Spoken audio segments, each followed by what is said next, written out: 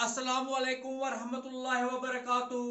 Dear students, आज हम start करेंगे क्लास 12th की फिजिक्स। ओके, तो पहला जो पार्ट है क्लास 12th का, जो पहला जो 50% सिलेबस है, यानी कि पहली जो बुक है that is related to electromagnetism. Class 11th में आपका जो मेनली जो पोर्शन है दैट इज द मैकेनिक्स। वैसे यहां पे क्लास 12th में जो आपका मेन जो पार्ट है दैट इज द इलेक्ट्रोमैग्नेटिज्म। तो today we will discuss what is electromagnetism, इसके डिफरेंट पार्ट्स क्या है। ओके, तो यहीं से हम स्टार्ट करते हैं फ्रॉम द इलेक्ट्रोमैग्नेटिज्म। ओके, अब यहां पे देखिए इलेक्ट्रोमैग्नेटिज्म, इसमें दो चीजें आती हैं। इलेक्ट्रो, देखिए electro, electro it means electricity. इसका मतलब क्या है? इट मीन्स इलेक्ट्रिसिटी, ठीक है ना। It is electricity and magnetism. Electromagnetism, magnetism, ठीक।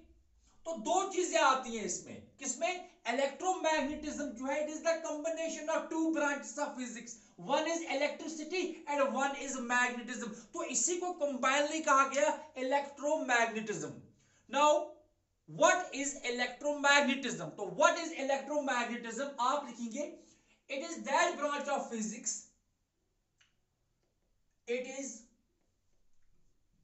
it is that branch of physics,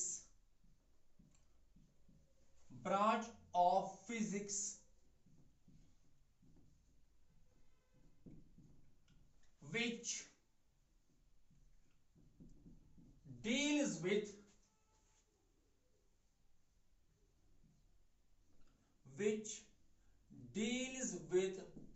electricity,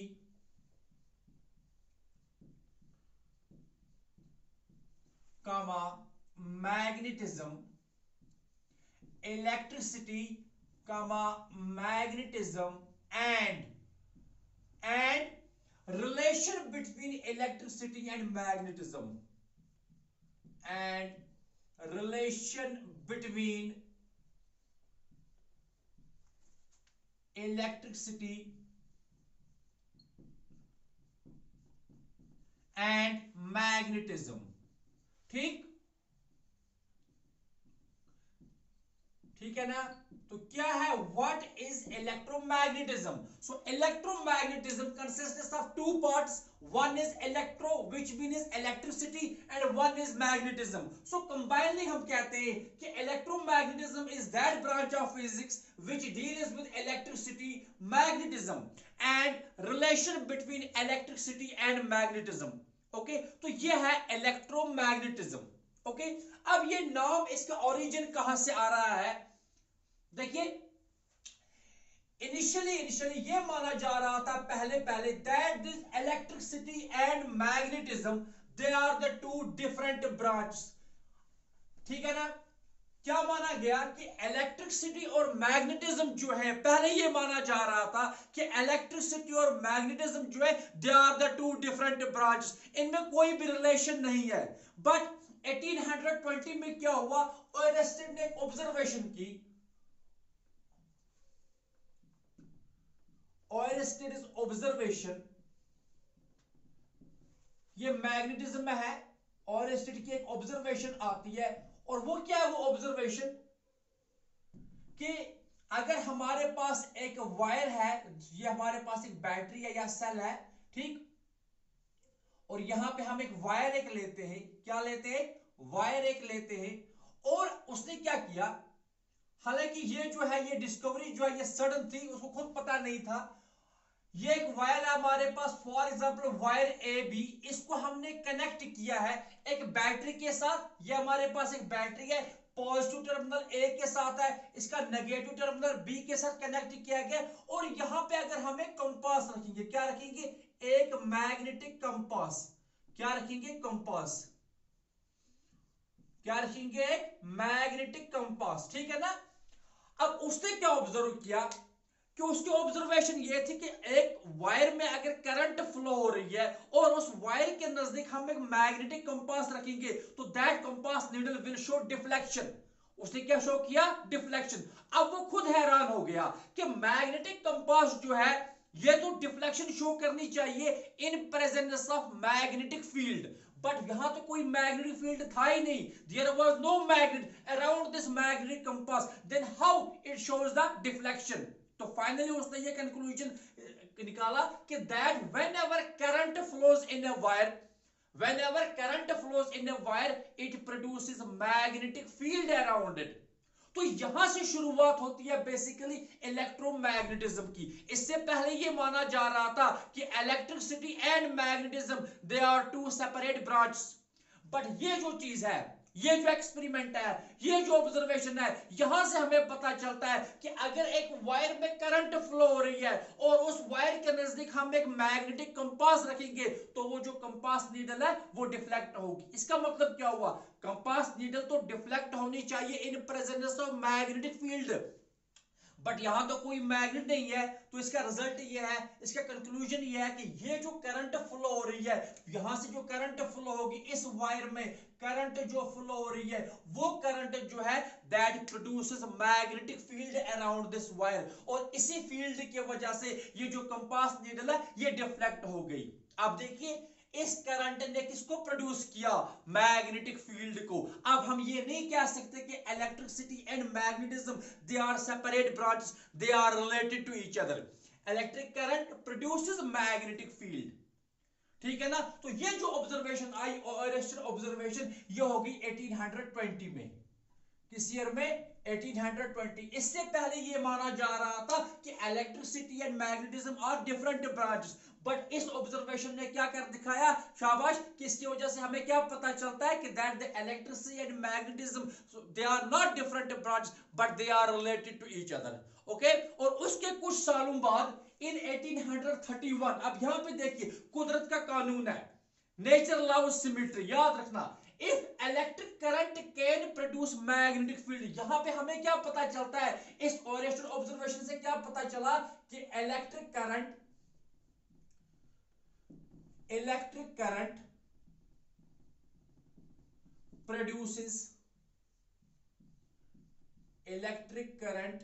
produces magnetic field। Electric current produces magnetic field, यह हमें कैसे पता चला? फ्रॉम द ओरेस्टर ऑब्जर्वेशन, ठीक है ना।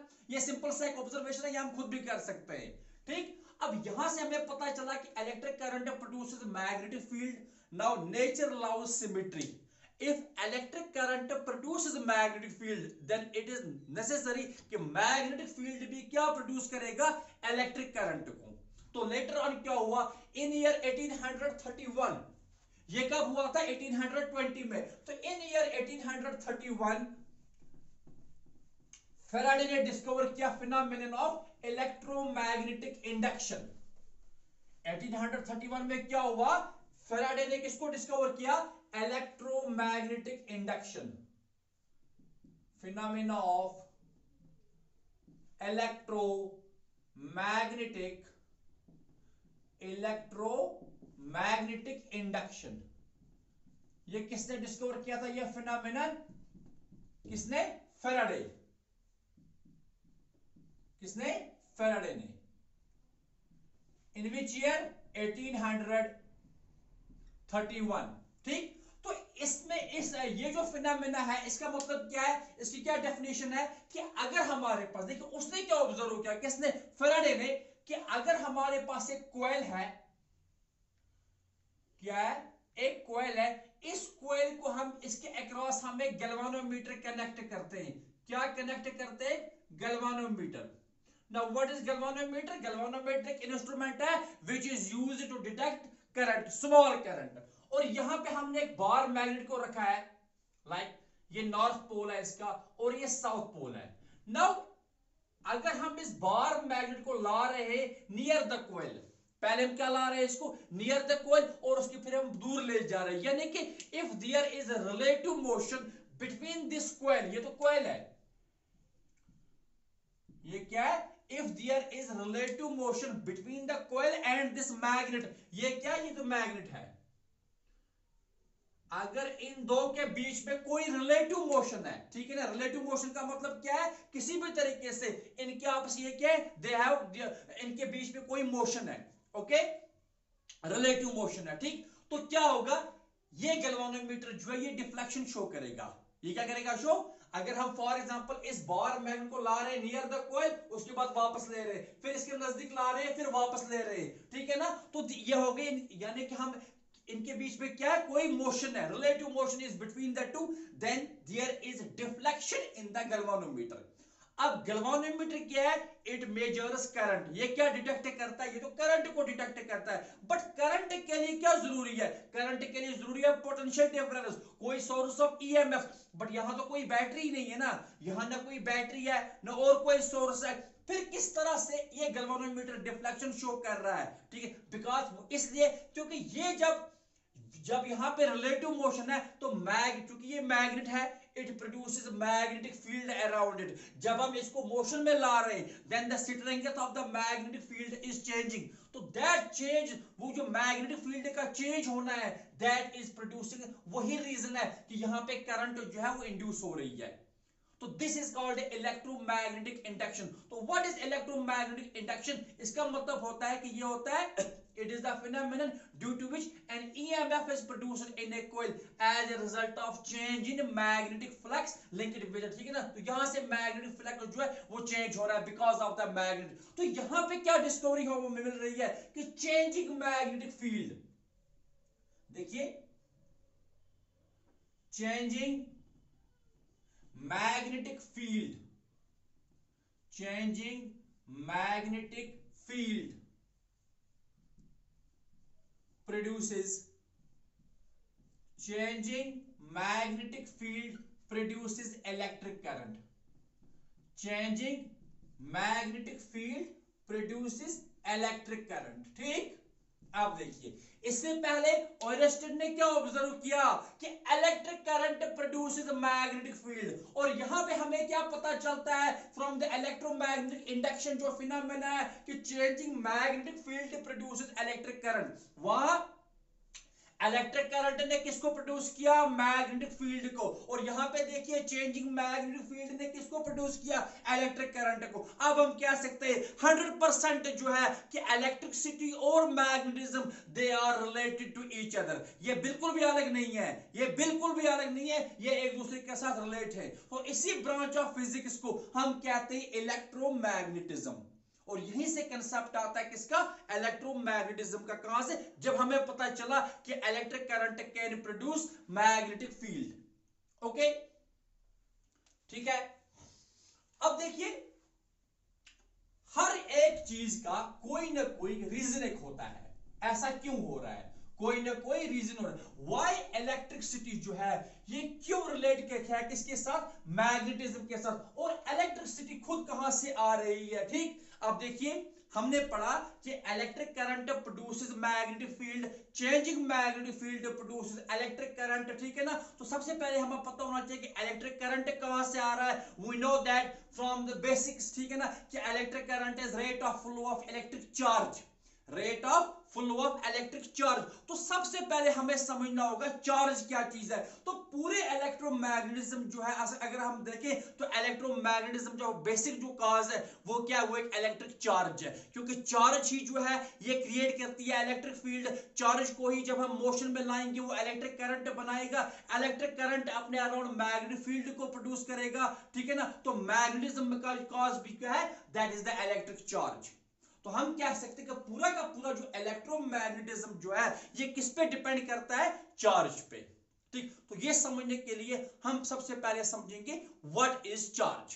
अच्छा, यहां पे देखिए इलेक्ट्रोमैग्नेटिज्म, यहां पे देखना, हम डिफरेंट पार्ट्स जो हैं, जो हमें इस पूरे इलेक्ट्रोमैग्नेटिज्म में डिफरेंट चैप्टर्स पढ़ने, पहले हम वो समझते हैं, ठीक है ना। देखिए इलेक्ट्रोमैग्नेटिज्म जो है अगर देखा जाए पूरा का पूरा किस पे डिपेंड करता है, चार्ज पे। किस पे डिपेंड करेगा, चार्ज पे, यानी कि शुरुआत कहां से होती है, चार्ज से, इलेक्ट्रिक चार्ज से। फॉर एग्जाम्पल मेरे पास एक बॉडी है, मैंने किसी तरह से इसको चार्ज किया। अब देयर आर 3 डिफरेंट सिचुएशंस, या तो ये रेस्ट पे होगी, ओके, यानी है ना पॉसिबिलिटी कि एक ऑब्जेक्ट या तो कंप्लीटली रेस्ट पे होगा, या तो ये यूनिफॉर्म मोशन में होगा और या फिर ये नॉन यूनिफॉर्म मोशन में होगा।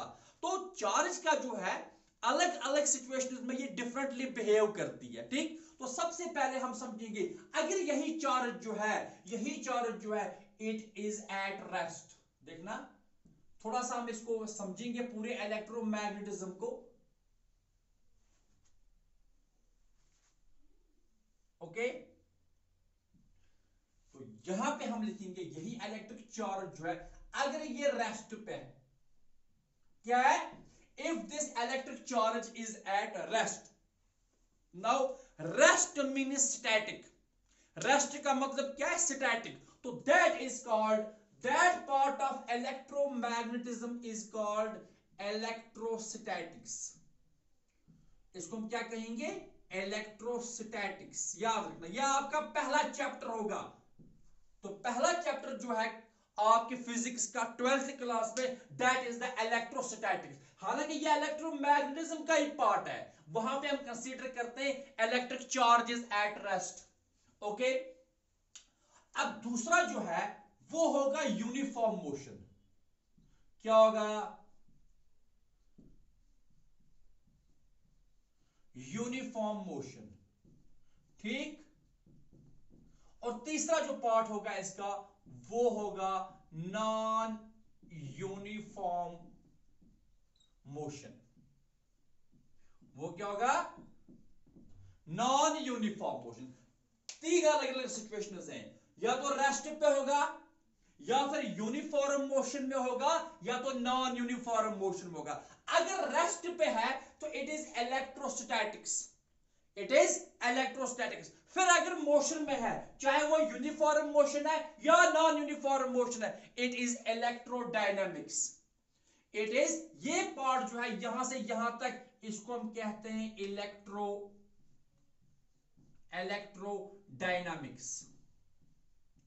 ये क्या है, इलेक्ट्रोडायनामिक्स। ठीक है ना। तो हम पूरे इलेक्ट्रोमैग्नेटिज्म को दो पार्ट्स में डिवाइड करेंगे। एक में हम चार्जेस को रेस्ट पे लेंगे, दैट इज इलेक्ट्रोस्टैटिक्स, और एक में हम चार्जेस को मोशन में लेंगे, दैट इज इलेक्ट्रोडायनामिक्स। अब रेस्ट पे तो एक ही चैप्टर है, that is the electrostatics, that is the electrostatics. चलिए मैं इसको थोड़ा सा ऐसे आपको समझाऊंगा, मैं यहां पे लिखूंगा, देखना।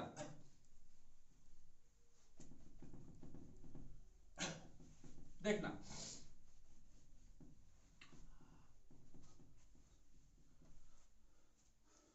यहां पे मैं लिखूंगा सबसे पहले, यानी कि अगर चार्ज एट रेस्ट है, क्या है, चार्ज एट रेस्ट, यहां लिखेंगे चार्ज इज एट रेस्ट। तो ये हो गया इलेक्ट्रोस्टैटिक्स। ये क्या हो गया, इलेक्ट्रो, इट इज इलेक्ट्रोस्टैटिक्स। ये क्या है, इलेक्ट्रोस्टैटिक्स। ठीक है ना। इसी तरह से नंबर सेकंड अगर हम डिस्कस करेंगे ना, चार्जेस इन मोशन, लेकिन मोशन के तो दो टाइप से, यूनिफॉर्म या नॉन यूनिफॉर्म। तो सब नंबर सेकंड में लिखूंगा charges in uniform motion, charges in uniform motion, charges in uniform motion. ठीक है। अब यूनिफॉर्म मोशन में कौन कौन से चैप्टर्स आएंगे, देखना। चलिए मैं चैप्टर नंबर 1 यहां पे लिखता हूं, ये तो आपका पहला चैप्टर हो गया। ठीक, जो कि इलेक्ट्रोस्टैटिक्स है। यूनिफॉर्म मोशन में आएगा आपका नंबर सेकंड होगा करंट इलेक्ट्रिसिटी, करंट इलेक्ट्रिसिटी। ठीक, यानी कि इलेक्ट्रिक करंट है जिसमें आप पढ़ेंगे करंट इलेक्ट्रिसिटी। तीसरा चैप्टर होगा आपका magnetic effects of current, magnetic effects,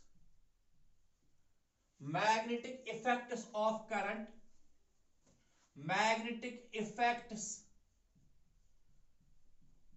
of current and magnetism, and magnetism. ये चैप्टर आपका आ गया।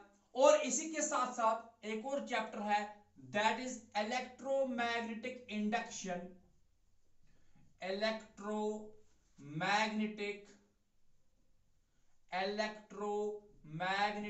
Induction, electromagnetic induction and alternating current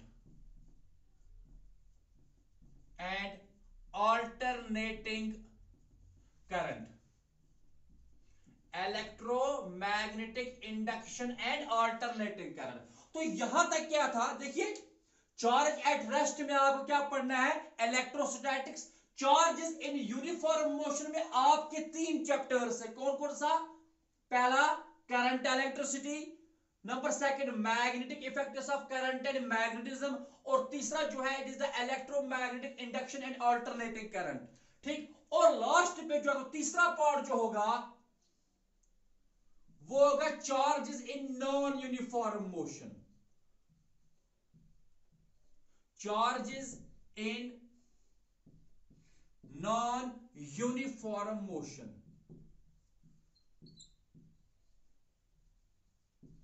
क्या है, charges in non uniform motion. और इसमें हमें आता है हमारे सिलेबस का unit number 5, that is electromagnetic waves. It is electromagnetic waves.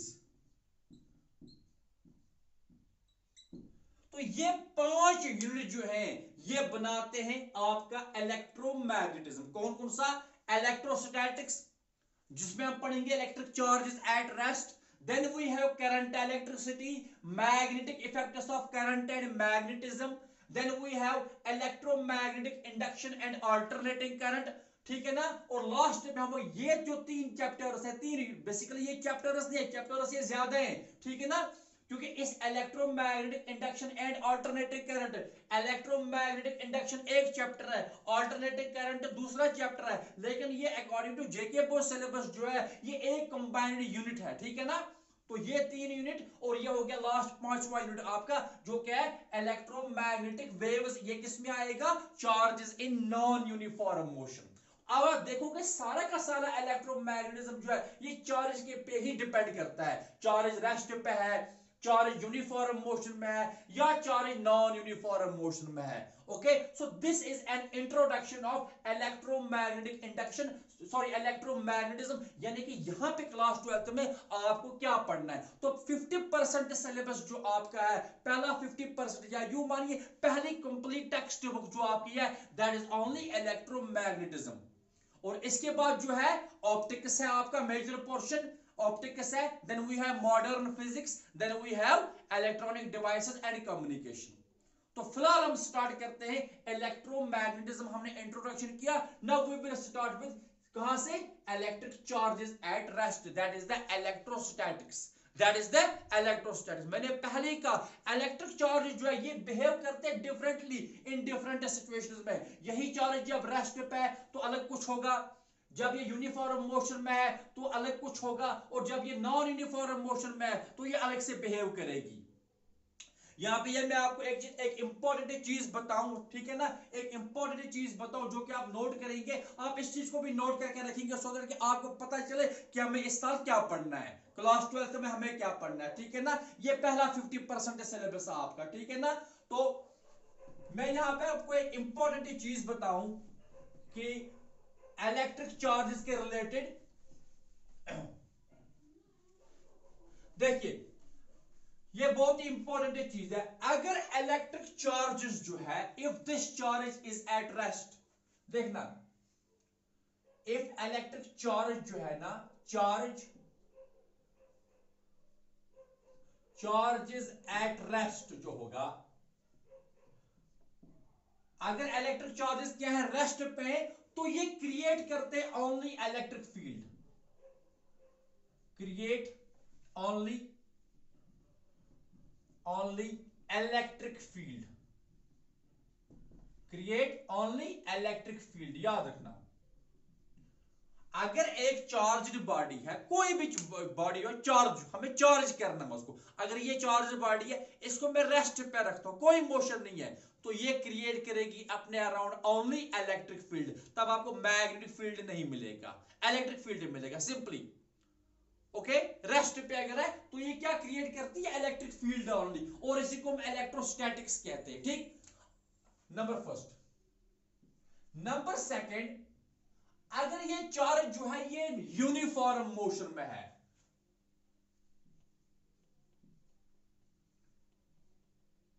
Charges in uniform motion, charges in uniform motion, याद रखना यूनिफॉर्म मोशन में ये क्रिएट करते हैं, charges in uniform motion create both electric field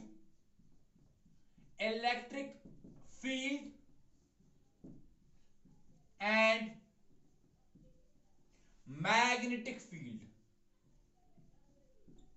electric field and magnetic field।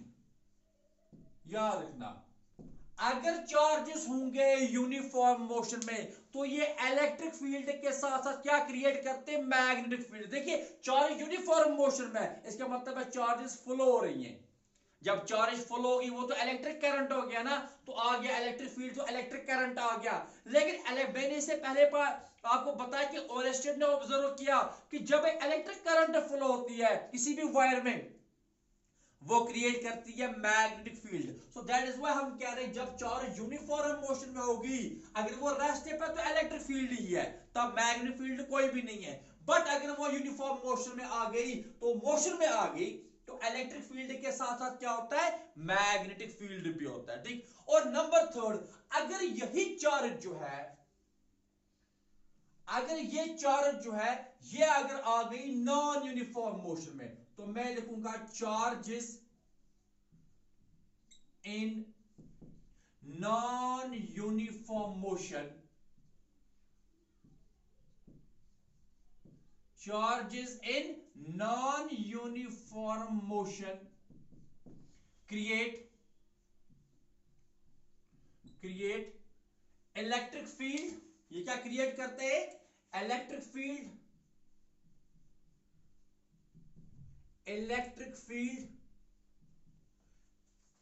And magnetic field. Electric field के साथ क्या create करेंगे, मैग्नेटिक फील्ड हो गया सेम, और इसके साथ साथ and radiate energy, and radiate energy.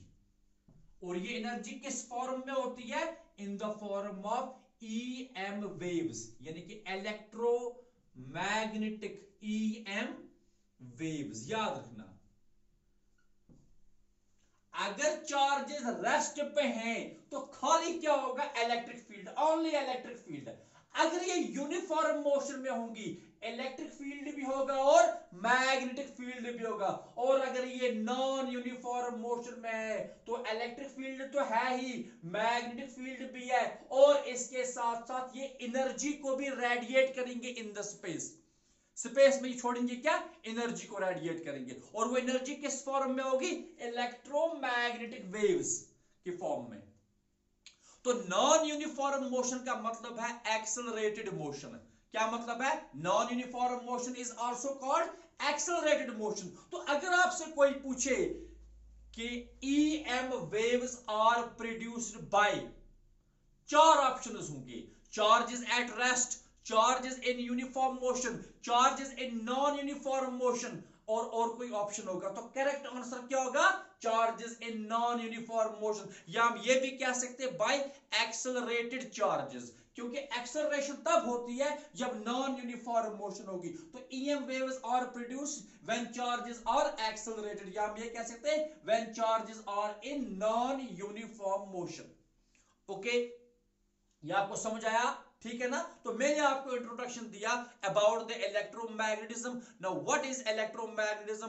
It is the that branch of physics which deals with electricity, magnetism and relation between electricity and magnetism. मैंने आपको बताया कि बेसिक जो शुरुआत है पूरे इलेक्ट्रोमैग्नेटिज्म की वो कहां से होती है? चार्ज से। तो हम ये कह सकते हैं कि basic cause of electromagnetism is charge. अगर यही चार्ज रेस्ट पे है तो it creates only electric field and that part is called electrostatics.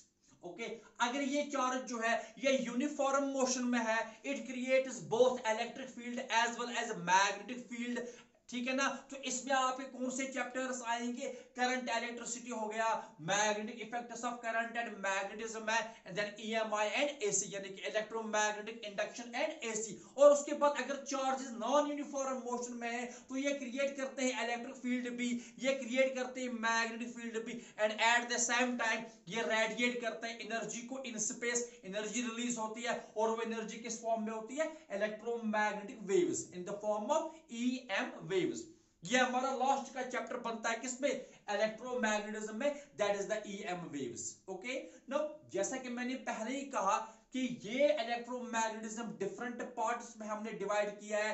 We will start with first part, that is the electrostatics. आप इसको नोट करेंगे। Now we will start the first chapter from your book, that is the electrostatics. यानी कि आपके syllabus में जो पहला चैप्टर है that is the electrostatics. Okay, electrostatics. So let us start with electrostatics.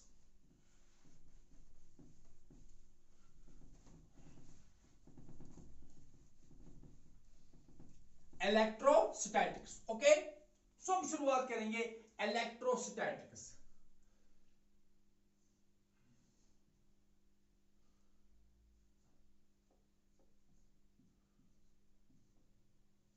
Electrostatics.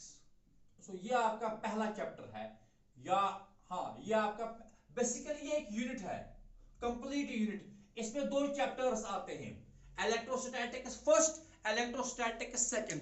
Electrostatic first में हम पढ़ेंगे इलेक्ट्रोस्टैटिक फोर्स एंड फील्ड, और सेकंड में हम पढ़ेंगे electrostatic potential energy and capacitance. ठीक है ना। So we will start with electrostatics first. सबसे पहले हम समझते हैं कि what is electrostatics. What is electrostatics? तो हम ये कह सकते हैं स्टैटिक मतलब रेस्ट, इलेक्ट्रो का मतलब होता है चार्जेस यहां पे। ठीक है ना। सो it is that branch of physics which deals with electric charges at rest. यानी कि ये पूरा चैप्टर जो है ये किसके साथ डील करेगा? Electric charges. यानी कि सिंपली मैं यहां पे लिखता हूं it deals with charges at rest। ये किसके साथ डील करेगा? Charges at rest. यानी कि अगर हम एक चार्ज को रेस्ट पे रखते हैं और उसी को हमें स्टडी करना है तो वो दैट इज कॉल्ड इलेक्ट्रोस्टैटिक्स। अब आप कहोगे कि चार्ज को रेस्ट पे रख के हम क्या स्टडी करेंगे? बेसिकली ये चार्ज क्या क्रिएट करेगा? मैंने इससे पहले आपको कहा अगर एक चार्ज जो है, देखिए फॉर एग्जांपल ये एक चार्ज है, ये क्या है? Charge. Now we have two types of charges. ये तो आपको पता है, इधर पॉजिटिवली और नेगेटिवली। फॉर एग्जांपल ये पॉजिटिवली चार्ज्ड बॉडी है। क्या है? पॉजिटिवली चार्ज्ड बॉडी है। ये हमने रखी रेस्ट पे, इसको हमने रखा रेस्ट पे। तो मैंने इससे पहले बताया कि अगर एक इलेक्ट्रिक चार्ज रेस्ट पे है तो ये क्या करेगी? It will create electric field. तो ये क्या क्रिएट करेगी? ठीक है ना। ये क्या क्रिएट करेगी अपने अराउंड? ये अपने अराउंड एक फील्ड क्रिएट करेगी, और उस फील्ड को हम क्या कहते हैं? It is called electric field. तो electric charges at rest create only electric field. जैसे आपने पढ़ा है अर्थ के अराउंड किसी भी बॉडी जिसका मास होगा, ठीक है ना, वो क्रिएट करती है ग्रेविटेशनल फील्ड। अर्थ का भी अपना फील्ड है। अगर मैं इस पेन को यहां से रिलीज करता हूं तो ये कहां जाएगा? सीधे सीधे ये नीचे गिरेगा। बिकॉज क्यों? क्योंकि ये अर्थ के ग्रेविटेशनल फील्ड में, तो अर्थ इसको अपनी तरफ अट्रैक्ट करेगी। ओके, तो सेम इज द केस। अगर आप इस फील्ड में और किसी चार्ज्ड बॉडी को लाओगे तो वहां पे क्या होगा? उसके ऊपर फोर्स एक्ट होगा। क्या होगा? फोर्स एक्ट होगा। तो जब फोर्स एक्ट होगा या तो वो इसके नजदीक आएगी या तो दूर भागेगी, डिपेंड करता है। अगर वो सेम नेचर की हुई यानी कि पॉजिटिव ही हुई तो that will move away from this charge. अगर वो अपोजिटली चार्ज हुई यानी कि नेगेटिव हुई तो वो आएगी टुवर्ड्स दिस चार्ज। तो पॉजिटिव और पॉजिटिव रिपेल करेंगे और पॉजिटिव और नेगेटिव क्या करेंगे, अट्रैक्ट करेंगे। तो हमें यही देखना है कितने फोर्स से वो रिपेल हो गया या कितने फोर्स से वो अट्रैक्ट हो गया। तो हमें यहां पे पढ़ना है basically force between the two charges. क्या पढ़ना है, force between the two charges. हमें यही इलेक्ट्रिक फील्ड पढ़ना है, हमें देखना है कितना वर्क होगा, कितना पोटेंशियल एनर्जी होगी, कितना इसका पोटेंशियल होगा। तो यही सारा कुछ हम इलेक्ट्रोस्टैटिक्स में पढ़ते हैं। तो इलेक्ट्रिक चार्ज जब रेस्ट पे होगी वो क्रिएट करेगी फील्ड। कौन सा फील्ड, इलेक्ट्रिक फील्ड। लेकिन उस फील्ड में अगर हम और किसी चार्ज को लाएंगे तो फोर्स उसके ऊपर एक्ट होगा, ठीक है ना। तो वहां पे कुछ वर्क भी होगा, वो भी हमें पढ़ना है। कुछ पोटेंशियल एनर्जी भी आएगी, वो भी हमें पढ़नी है। तो ये सारा कुछ हम कहां पे पढ़ते हैं, इलेक्ट्रोस्टैटिक्स में। Now what is electrostatics? It is that branch of physics which deals with electric charges at rest. Okay, अब ये सारा आगे तब हमें समझ आएगा जब हमें पहले कंसेप्ट ऑफ चार्ज समझ आएगा। क्या आएगा, charge. So let us start with electric charge. तो सबसे पहले क्या है जरूरी हमें समझना, that is the electric charge. Okay, so we will start with the definition of charge. आज हम समझेंगे what is definition of charge. Okay, चलिए ठीक है। So we will write electric charge. Electric charge,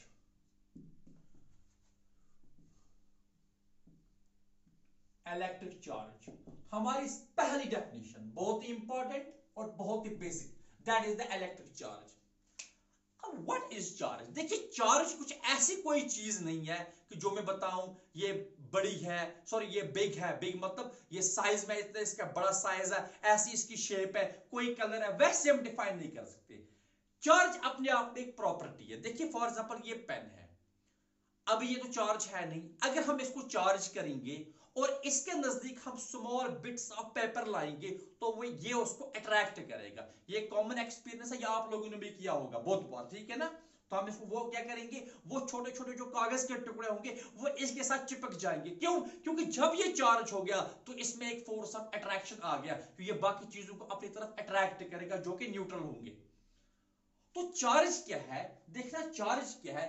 charge एक ऐसी प्रॉपर्टी है किसी भी बॉडी के साथ, जब वो चार्ज हो जाएगा तो उसमें आ जाएंगे इलेक्ट्रिक फोर्सेस वो एक्वायर करेगा, और उसके साथ साथ जहां पे इलेक्ट्रिक इफेक्ट्स आएंगे तो वहां पे मैग्नेटिक इफेक्ट्स भी आएंगे अगर वो मोशन में होगा, है ना। तो हम लिखेंगे electric charge, it is defined as, it is defined as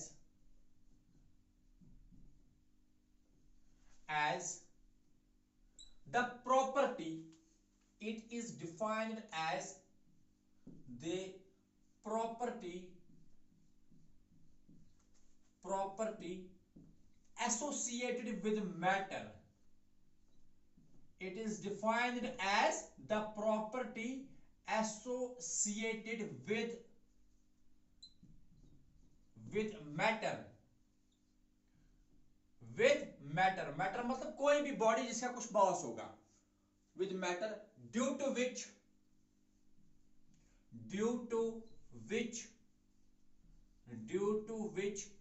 it produces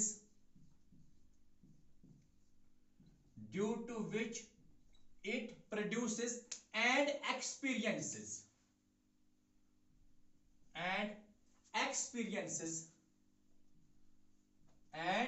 experiences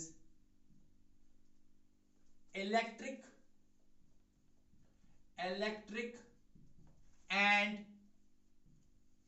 magnetic, याद है दोनों चीजें, electric and magnetic effects, due to which it produces and experiences electric and magnetic effects. ये एक ऐसी प्रॉपर्टी है किसी भी बॉडी के साथ, यानी कि मैंने यहां पर लिखा विद मैटर मतलब है कोई भी बॉडी जिसका कुछ मास होगा, जिसकी वजह से इसमें क्या आएगा, due to which it produces and experiences. एक तो ये प्रोड्यूस करेगा और इसी के साथ साथ ये खुद भी एक्सपीरियंस करेगा, यानी कि अगर ये बॉडी चार्ज है तो ये और किसी चार्ज बॉडी के फील्ड में जाएगी तो ये वहां पे एक्सपीरियंस करेगा फोर्स, या तो ये क्रिएट करेगा फोर्स तो दूसरी बॉडी इसकी तरफ अट्रैक्ट होगी, और उसके साथ साथ ये खुद भी उसकी तरफ अट्रैक्ट होगा या वहां से रिपेल होगा, तो due to which it produces and experiences electric and magnetic effects. मैंने दो चीजें यहां पे बताई, इलेक्ट्रिक भी और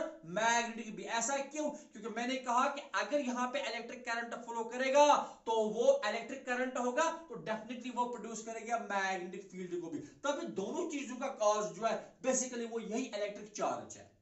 तो जहां पे इलेक्ट्रिक चार्ज होगी वो क्रिएट करेगा इलेक्ट्रिक फील्ड, अगर वो चार्ज मोशन में आ गई तो मैग्नेटिक फील्ड भी आएगा। दैट इज व्हाई हमने लिखा कि it is defined as the property associated with matter due to which it produces and experiences electric and magnetic effects. Okay, अब देखिए चार्ज जो है ये आता कहां से है, हम कैसे एक बॉडी को जो है चार्ज करते हैं। ठीक, हमने पढ़ा है लोअर क्लासेस में, आप लोगों ने पढ़ा, आप इसको नोट करेंगे पहले, आप इसको पहले नोट करेंगे। ठीक, ओके, तो ये एक डेफिनेशन है। अब देखिए थोड़ा सा हम इस कंसेप्ट को और समझते हैं। हमने पढ़ा कि कोई भी जो बॉडी होगी, कोई भी बॉडी जो होगी, ultimately it is made up of atoms. देख किसी भी बॉडी में क्या होता है, एटम्स होते हैं।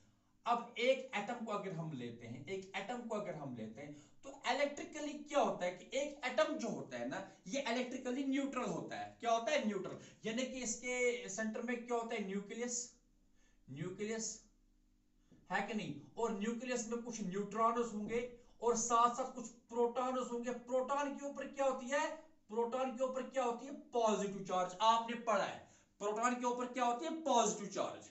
ओके, ये तो न्यूक्लियस की बात हो रही है। और outside the nucleus electrons revolve करते हैं, और इलेक्ट्रॉन्स कितने होते हैं, नंबर एक न्यूट्रल एटम जो होगा उसमें कितने इलेक्ट्रॉन्स होंगे, जितने के इस न्यूक्लियस में प्रोटॉन्स होते हैं। फॉर एग्जांपल मैंने यहाँ पे 4, ये चलिए 5वां पे रखते हैं, फॉर एग्जांपल ये मैंने 5 प्रोटॉन रखे, और आउटसाइड क्या होंगे इसके पास, इसके पास 5 इलेक्ट्रॉन होंगे। क्या होंगे, 5 इलेक्ट्रॉन होंगे।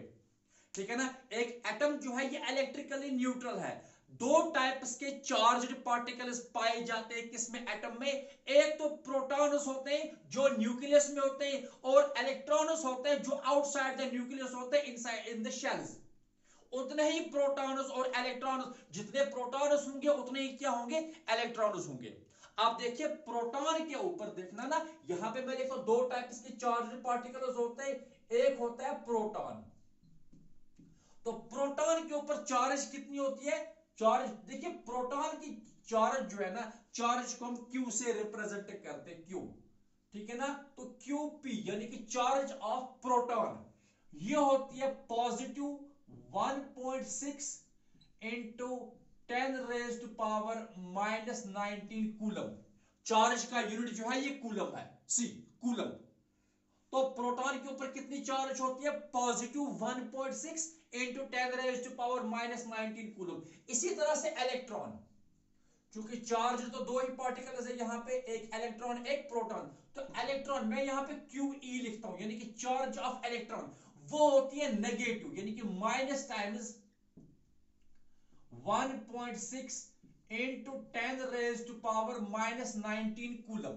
ठीक है ना, जितनी प्रोटॉन के ऊपर पॉजिटिव चार्ज है इतनी ही इलेक्ट्रॉन के ऊपर नेगेटिव चार्ज। और हमने ये भी पढ़ा है कि नंबर ऑफ प्रोटॉन्स, यानी कि number of protons it is equal to number of electrons. एक न्यूट्रल एटम में नंबर ऑफ प्रोटॉन्स और नंबर ऑफ इलेक्ट्रॉन्स बराबर होते हैं। जितनी पॉजिटिव चार्ज प्रोटॉन के ऊपर है इतनी पॉजिटिव चार्ज इलेक्ट्रॉन की भी होती है। तो वी कैन से दैट एक एटम में चार्ज जो है net positive charge is equal to net negative charge, यानी कि ओवरऑल एक एटम जो है ये इलेक्ट्रिकली न्यूट्रल है, ये तो न्यूट्रल एटम है। जब तक एक एटम में नंबर ऑफ इलेक्ट्रॉन्स और नंबर ऑफ प्रोटॉन्स बराबर रहते हैं वो इलेक्ट्रिकली न्यूट्रल होता है। ठीक है ना, but if somehow we are able to make number of electrons unequal to the number of protons, किसी भी तरीके से अगर हमने इस नंबर को अनइक्वल कर दिया, अगर हम बोलेंगे कि number of protons is not equal to number of electrons. किसी भी तरीके से हमने ये नंबर अनइक्वल कर दिया तब हम कहेंगे ये जो सिचुएशन है ये न्यूट्रल की सिचुएशन है। जब एक एटम जो होगा या एक बॉडी जो होगी वो न्यूट्रल होगी। कब? जब नंबर ऑफ प्रोटॉन्स और नंबर ऑफ इलेक्ट्रॉन्स बराबर होंगे। लेकिन अगर number of protons is unequal to the number of electrons तो यहां पे क्या आ जाएगा? ये चार्ज हो जाएगा।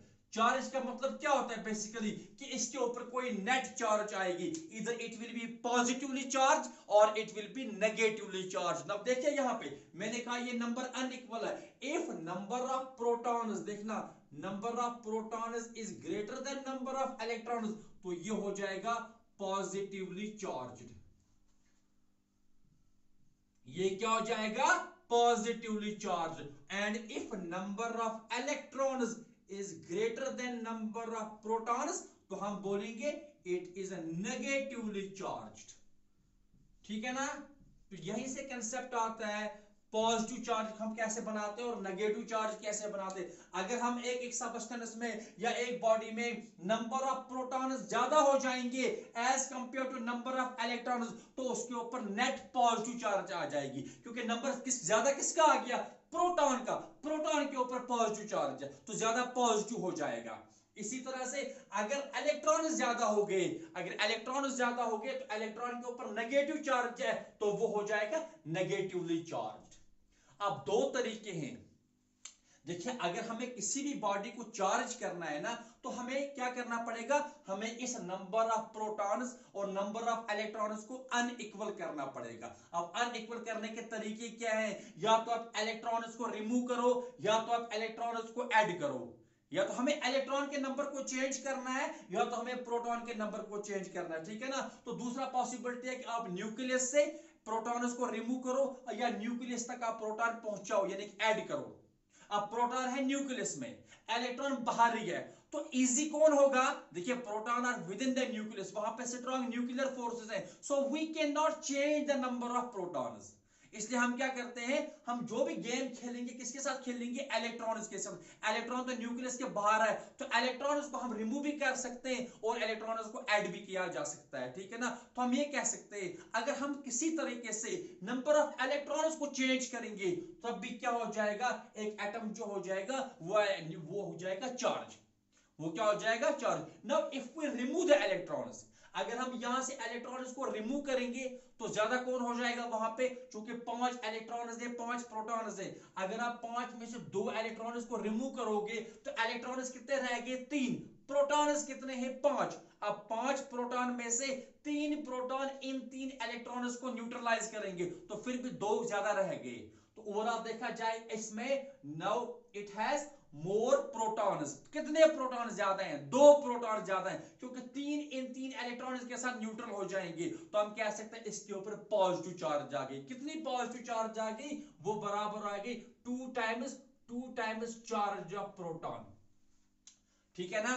क्यों 2 टाइम्स मैंने क्यों बोला? ओवरऑल तो 5 प्रोटॉन है, फिर मैंने क्यों लिखा 2 टाइम्स चार्ज ऑफ प्रोटॉन? क्योंकि उन 5 में से 3 कैंसिल होंगे किसके साथ? 3 इलेक्ट्रॉन्स के साथ। तो इफ नेट किसका रहेगा? ज्यादा कितने हैं? हमें यह देखना है कितने प्रोटॉन इलेक्ट्रॉन से ज्यादा है। इलेक्ट्रॉन तो 3 ही है ना, प्रोटॉन 5 है तो 5 में से 3 निकालेंगे, वहां कितने बच गए? 2। तो ज्यादा कितना है? 2, यानी कि 2 इसके, यानी कि now it has charge of 2 protons. वो कितना आ जाएगा? वो आ जाएगा 2 इंटू प्रोटॉन की चार्ज है 1.6 into 10 raise to power -19 coulomb, यानी कि 2 into 1.6 is 3.2, so it is 3.2 into 10 raise to power 19 coulomb. ये इसके ऊपर अब नेट चार्ज आ गई इस बॉडी के ऊपर या इस एटम के ऊपर। तो सिमिलरली अगर हम मानेंगे यही एक एटम है लाइक दिस,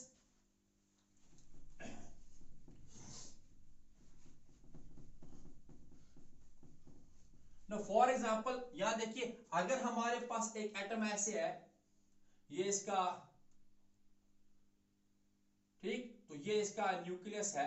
इस न्यूक्लियस में इनिशियली 5 प्रोटॉन है, 1 2 3 4 और 5 न्यूट्रॉन्स को हम यहां पे, चलिए हम न्यूट्रॉन्स भी कुछ रख लेते और साइड से इलेक्ट्रॉन्स भी 5, 1 2 3 4 5। ठीक है ना। तो इनिशियली ये क्या है, ये तो इलेक्ट्रिकली न्यूट्रल है क्योंकि 5 इलेक्ट्रॉन और 5 proton. Now if somehow we are able to add 3 electrons, हमने बाहर से इसमें ऐड कर दिए 3 इलेक्ट्रॉन्स। कितने ऐड कर दिए? 3 इलेक्ट्रॉन्स। तो आ गया 1 2 और 3। अब जरा काउंट कीजिए ओवरऑल इलेक्ट्रॉन्स कितने आ गए, टोटल कितने इलेक्ट्रॉन्स हो गए? 1 2 3 4 5 6 7 8। Now it has 8 electrons. और प्रोटॉन्स कितने? 1 2 3 4 5 और साथ साथ इसके पास 5 प्रोटॉन है। अच्छा ज्यादा कौन है? इलेक्ट्रॉन। कितने इलेक्ट्रॉन ज्यादा है? ऑब्वियसली इट इज 8 - 5, तो 3 इलेक्ट्रॉन ज्यादा हैं। कितने इलेक्ट्रॉन ज्यादा हैं? 3 इलेक्ट्रॉन ज्यादा हो गए इसको। किसके कंपैरिजन में? प्रोटॉन के कंपैरिजन में। तो इसके ऊपर जो चार्ज आएगी, इसके ऊपर जो चार्ज आएगी, it is 3 into charge of electron, है ना। इस बॉडी के ऊपर मान लीजिए कोई एटम है जिसको हमने ए से रिप्रेजेंट किया है, तो charge on A is 3 into charge of electron. So it is 3 into what is charge of electron? It is -1.6 into 10 raised to power -19 coulomb. तो इसको सॉल्व करेंगे तो it will B minus times 4.8 into 10 raised to power -19 coulomb. तो यहां पे charge जो आ गई ये नेगेटिव चार्ज आ गई। इस बॉडी में चार्ज क्या थी? पॉजिटिव, क्योंकि यहां पे प्रोटॉन ज्यादा हैं और यहां पे कौन ज्यादा है? इलेक्ट्रॉन। तो इसके ऊपर नेट नेगेटिव चार्ज आ गई। सो हमने देखा अगर हम किसी भी तरीके से प्रोटॉन्स और इलेक्ट्रॉन्स को अनइक्वल करेंगे तब एक एटम या एक सबस्टेंस के ऊपर क्या आ जाएगी, एक बॉडी के ऊपर क्या आ जाएगी? कोई नेट चार्ज, या तो पॉजिटिव या तो नेगेटिव, डिपेंड करता है किस पे। प्रोटॉन ज्यादा हो गए तो पॉजिटिव चार्ज, इलेक्ट्रॉन ज्यादा हो गए तो नेगेटिव चार्ज। ठीक। और ये नंबर हम अनइक्वल कैसे करेंगे? या तो हम इलेक्ट्रॉन्स को रिमूव करेंगे या तो इलेक्ट्रॉन्स को ऐड करेंगे। So we can also say that कि अगर हमने किसी भी एटम या किसी भी बॉडी में एक्सेस और डेफिशिएंसी ऑफ इलेक्ट्रॉन्स कर दिया तो हम कहेंगे इट इज चार्ज्ड। तो चार्ज को हम ये भी कह सकते हैं कि इट इज एक्सेस और डेफिशिएंसी ऑफ इलेक्ट्रॉन्स। एक्सेस और डेफिशिएंसी ऑफ इलेक्ट्रॉन्स। हमने क्या किया? एक्चुअल नंबर से या तो नंबर इसका कम कर दिया या तो एक्चुअल नंबर से ज्यादा कर दिया। एक्सेस और deficiency of electrons. So I hope कि आपको यह समझ आया होगा कि चार्ज क्या चीज है और बेसिक थोड़ा सा समझ आया होगा कि हम एक बॉडी को कैसे चार्ज करते हैं। बेसिकली चार्ज तभी होगा जब हम नंबर को अनइक्वल करेंगे। तो हमने आज क्या सीखा? हमने स्टार्ट किया इलेक्ट्रोमैग्नेटिज्म से। हमने देखा इलेक्ट्रोमैग्नेटिज्म क्या चीज है, what are the different chapters या different parts of this electromagnetism.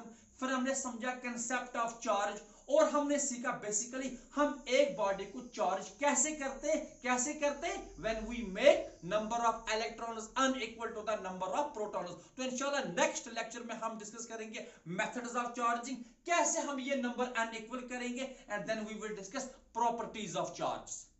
Thank you very much.